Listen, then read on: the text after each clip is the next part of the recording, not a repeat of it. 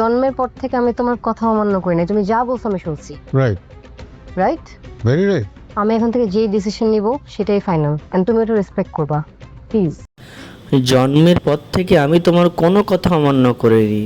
এই কথা বলে তার বাবাকে একদম কড়কড় আওয়াজে একদম সঠিক সিদ্ধান্ত নেওয়ার কথা বলছে।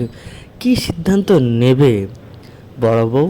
কী সিদ্ধান্ত নিতে পারে এটা তো আমরা দেখার জন্য অধীর আগ্রহে বসে আছি 35 নম্বর এপিসোডে। কিন্তু 35 নম্বর এপিসোডে কবে আসবে এবং এই যে বড় বউ এমন কেন সবসময় থাকো, বিস্তারিত জানাবো এই পর্বে এবং আবার আগামীতে কি হতে পারে। দেখুন, সবাই জানে নিজের স্বামী যদি কোনো মেয়ের সঙ্গে অ্যাফেয়ার্সে যুক্ত হয়, সবাই কিন্তু রাগান্বিত কর্কশ ভাবেই থাকতে পছন্দ করে, কারণ কারোর সঙ্গে কিছু করতেই ভালো লাগে না।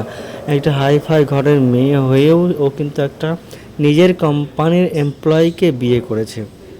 তবুও এত সুন্দর মেয়ে থাকতেও একের পর এক একের পর এক একের পর এক কিন্তু নারীদের সঙ্গে সম্পর্ক জড়িয়েই যাচ্ছে তার স্বামী।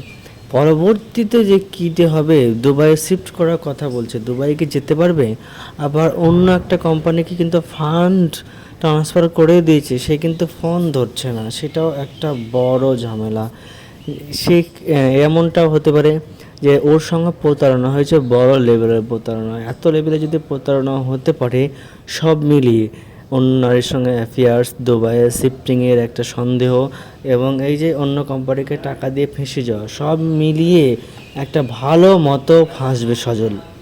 আবার ওদিকে স্পষ্ট ভাষায় বলেও দিয়েছেন নিজের বউকে যে আমি আমার অফিসের বসকে জবাবদিহি করব, তোমাকে জবাবদিহি করব না। এটা কি মেনে নেবে সজলের বউ?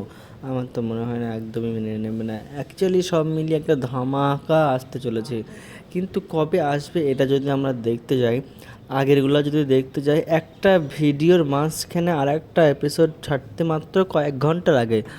আর আর যে এই এপিসোডের থেকে পরবর্তী এপিসোড ছাড়তে কিন্তু 8 দিন লেগে যায় ওদের।